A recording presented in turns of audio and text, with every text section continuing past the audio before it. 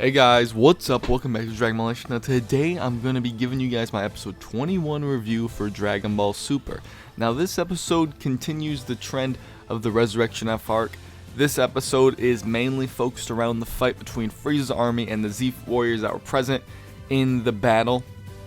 And that's basically it. There were a lot of changes though, and that's what I'm going to talk about and give you my thoughts and analysis on here. So in this episode, we see that Majin Buu did not come to the battle, not because it was, too dangerous or anything like that, because he was asleep. He was asleep. And I definitely thought that was hilarious. They were saying, oh, even if you tickle him, that wouldn't wake him up, which I thought was pretty funny, but still kind of a lame excuse, I guess. But if Majin Buu was there, we pretty much know that Majin Buu most likely can't decline in power. So he would basically mop the floor with every single one of them, aside from Frieza and maybe Togoma, but we'll get into that a little bit later. And we also see that, Togoma, like I just mentioned, is present in that battle. I'm going to talk about that a little bit later, but if you guys seen the episode, you know what I'm talking about. I like what's going on there. The animation in this episode, I don't usually talk about that anymore because it's kind of redundant to say. But there is one piece that bothered me. It wasn't a huge thing. The episode did look good, not quite as good as Resurrection F. Obviously, it's an anime cartoon series of episodes rather than a feature-length, film.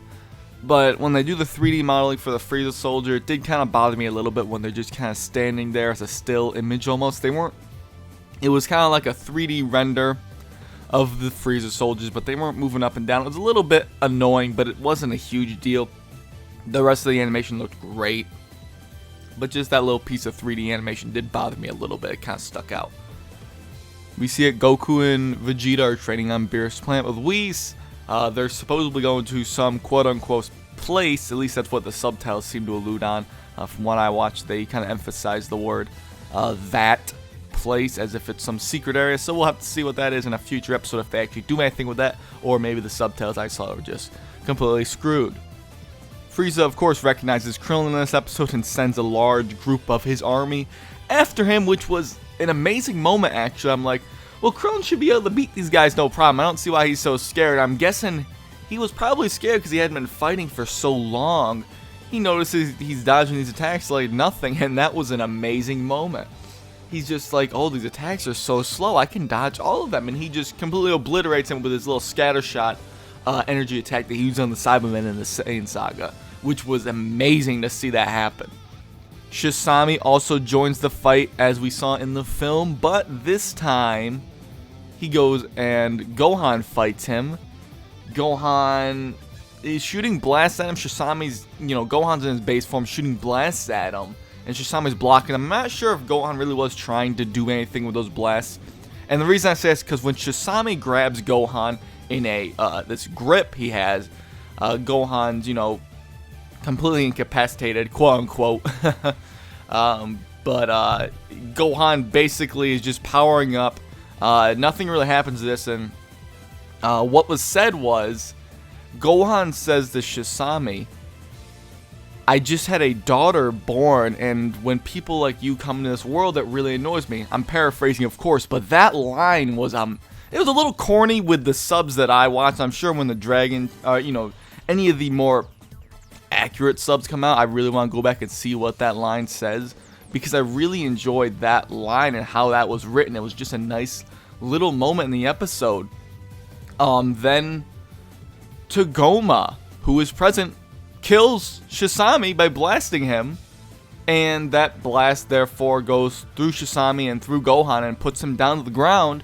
And as we saw in the film, that's when Piccolo revives him and they get the Sensu, but Gohan had a huge hole through him, so I guess the Sensu did take care of that hole for him.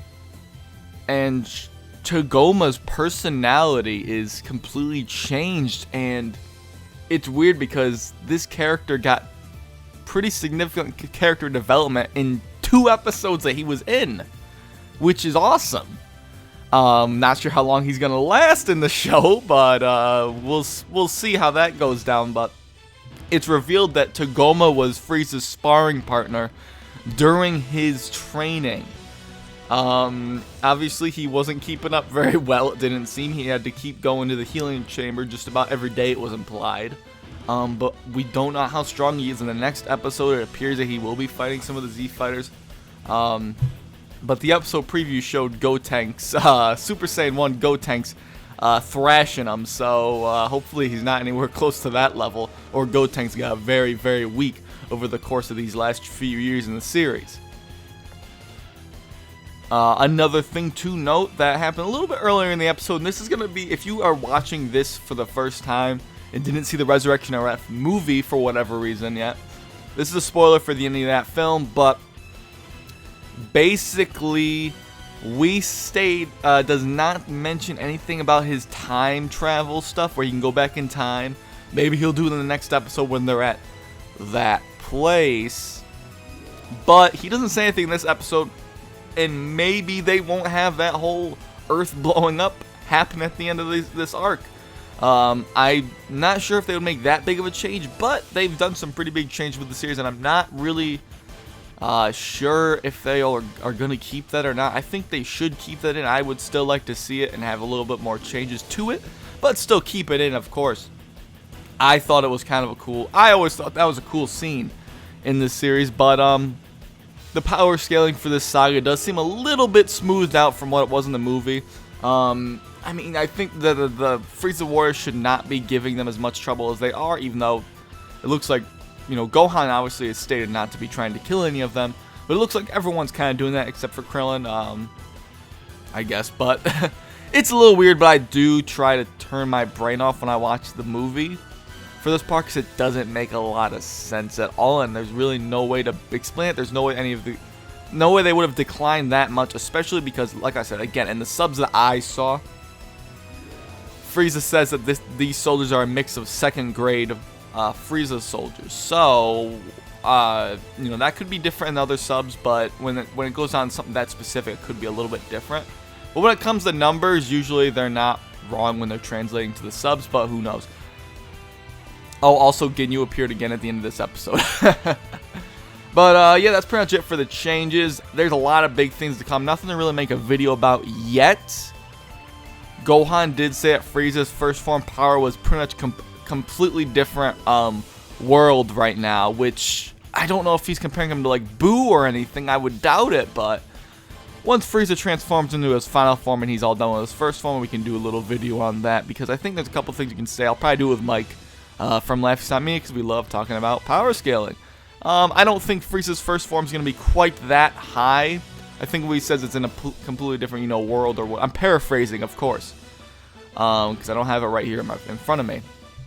But when he says that, I'm pretty sure he just means it's way, way, way higher than what it was before. Not necessarily stronger than Boo, but it is possible, but highly unlikely.